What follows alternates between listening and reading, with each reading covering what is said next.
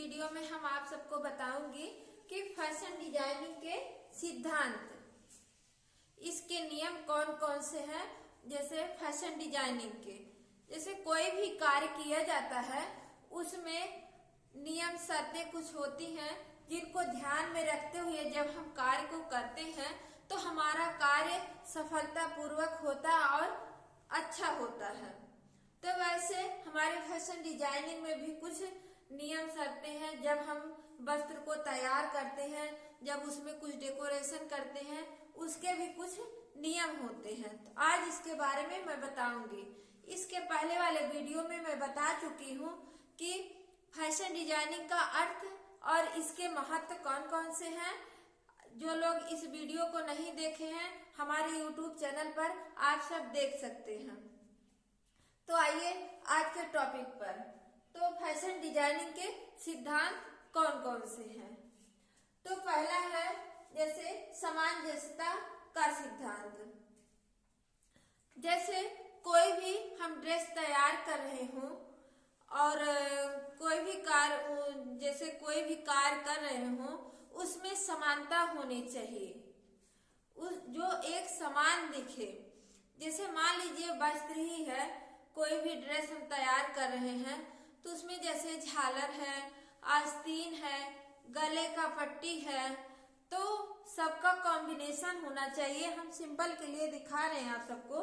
इस सूट में जैसे ब्लैक कलर की कढ़ाई से हुआ है और इस स्लीव में देखिए झालर जैसे फ्रिल लगा है, झालर लगा है, तो इसमें ब्लैक कलर से जो कॉम्बिनेशन करके बना है, तो इस तरह से कॉम्बिनेशन होना चाहिए, एक समान दिखे। ब्लैक से डिजाइन हुआ है तो हमारे आस्तीन पे भी इसका कॉम्बिनेशन हुआ है, इसके दामन पर भी कॉम्बिनेशन हुआ है, तो ये चीज होना चाहिए जिसे समानता का सिद्धांत कहते हैं। जैसे वस्त्र एक समान दिखे, कि जैसे ऐसा ना लगे कि हमारा गला कुछ अलग दिख रहा है, आस्तीन अलग दिख रहा है। इस तरह से नहीं होना चाहिए जो भी गारमेंट तैयार किया जाए। तो नेक्स्ट है संतुलन का सिद्धांत। जैसे वस्त्र जो बनाया जाए वो संतुलित हो, उसमें जो है संतुलन होना चाहिए, बराबर होना चाहिए। तो इसमें भी कुछ पॉइंट हैं। जैसे फर्स्ट है समरूपता का सिद्धांत। समरूपता का सिद्धांत मतलब समानता का सिद्धांत। जैसे जो भी हम डिजाइन बनाए एक समान बनाए, एक समान वो दिखे, तो हमारा समरूपता के सिद्धांत के अंतर्गत आता है। जैसे हम आप सबको दिखा रहे हैं सिंपल के लिए, देखिए टॉप में जैसे डिजाइन बना है, एक टक्स डाला गया है, तो एक शोल्डर पर जो टक्स डाला गया है सेम वही टक्स हमारा दूसरे शोल्डर पर है, तो एक समान है। इसे ही समरूपता का सिद्धांत के अंतर्गत कहा जाता है। जैसे जो भी डिजाइन एक डिजाइन जो है आस्तीन पे जो एक डिजाइन बनी है वही दूसरे आस्तीन पे, तो ये हमारा समरूपता के सिद्धांत के अंतर्गत आता है। इसी के विपरीत में जैसे दूसरा पॉइंट है अनुरूपता का सिद्धांत। समरूपता का सिद्धांत के एकदम विपरीत जो है हमारा अनुरूपता का सिद्धांत है, जो समरूपता से अलग होता है। जैसे समरूपता में एक समान डिजाइन होता है, वैसे अनुरूपता में हमारा जो है एक साइड का कुछ अलग डिजाइन हो, दूसरी साइड का कुछ अलग डिजाइन हो, तो हमारा अनुरूपता के सिद्धांत के अंतर्गत आता है। जैसे मान लीजिए देखिए, मान लीजिए हमारा एक पिन टक्स एक शोल्डर पर बना है एक साइड में, तो दूसरी साइड में हम क्रॉस टक्स बना दें, शोल्डर टक्स बना दें, ग्रेजुएट टक्स बना दें, या इसको स्टोन मोती द्वारा सजा दें, तो हमारा हो गया अनुरूपता के सिद्धांत के अंतर्गत। क्योंकि एक तरफ की डिजाइन कुछ अलग है, एक तरफ की डिजाइन कुछ अलग है, लेकिन उस डिजाइन को भी कॉम्बिनेशन के साथ बनाया जाए कि सुंदर लगे, तो हमारा हो गया अनुरूपता के सिद्धांत के अंतर्गत। नेक्स्ट हमारा है पुनरावृत्ति का सिद्धांत। पुनरावृत्ति मतलब जिसकी आवृत्ति बार बार हो।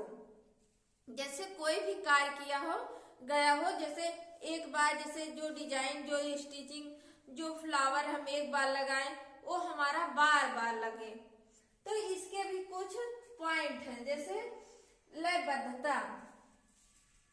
जैसे जो भी हम डिजाइन बना रहे हैं, जो भी सिलाई लगा रहे हैं, वो लयबद्धता के अंतर्गत होना चाहिए। लयबद्धता का मतलब जैसे देखिए इस तरह से, जैसे हम इस तरह से मान लीजिए कुछ स्टिचिंग लगा रहे हैं, कुछ सिलाई इस तरह से लगा रहे हैं, तो लयबद्धता के अंतर्गत आता है, क्योंकि एक कड़ी के तरह ये बनता है, क्योंकि ये जगह जो है, ये दूरी जो है एक समान होना चाहिए और डिजाइन एक जैसे एक लय की भांति होना चाहिए। तो ये हमारा लयबद्धता के अंतर्गत आता है। इसी जैसे नेक्स्ट है क्रमबद्धता। क्रमबद्धता सेम इसी तरह से, जैसे लयबद्धता है कि एक लय की तरह होना चाहिए, कोई भी काम हो एक समान होना चाहिए, एक दूरी समान होनी चाहिए। तो हमारा लयबद्धता के अंतर्गत सेम हमारा क्रमबद्धता, जैसे क्रम वाइज हो। जैसे मान लीजिए एक हमारा ये बना है, फिर नेक्स्ट इसी के मान लीजिए यहाँ जगह नहीं, इस तरह से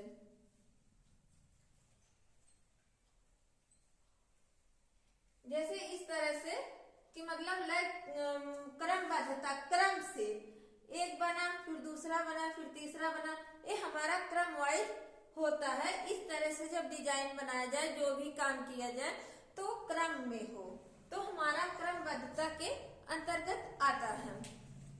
नेक्स्ट है निरंतरता।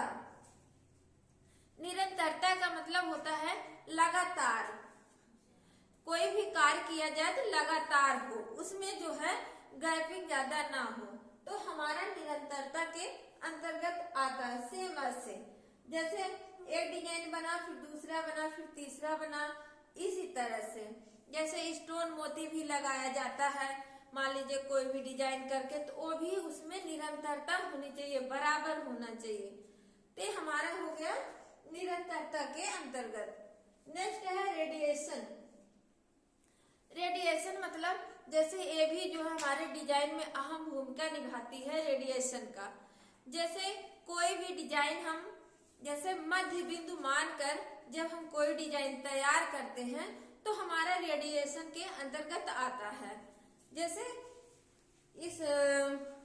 इस सूट में आप देख सकते हैं कि हमारा ये जो मध्य का डिजाइन है, ये मध्य को मान के हम डिजाइन फिर बनाया गया है गले का, तो हमारा रेडिएशन के अंतर्गत आता है। इसमें हम मध्य बिंदु को लेके जब सज्जा करते हैं, तो हमारा रेडिएशन के अंतर्गत आता है।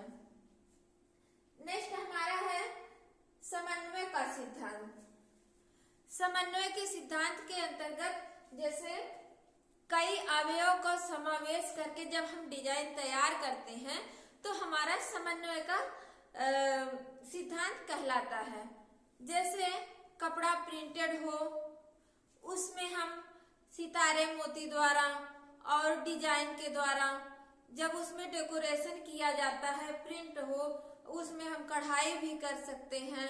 तो कई अवयव को मिला के जो डिजाइन नई तैयार की जाती है, वो अवयव के सिद्धांत के अंतर्गत आता है। तो ये हमारा हो गया फैशन डिजाइनिंग के सिद्धांत।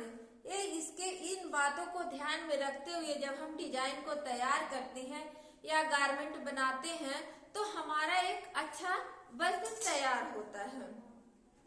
अगर ये हमारा वीडियो पसंद आए या हमारा वीडियो कैसा लगा, आप कमेंट में जरूर बताइए। धन्यवाद।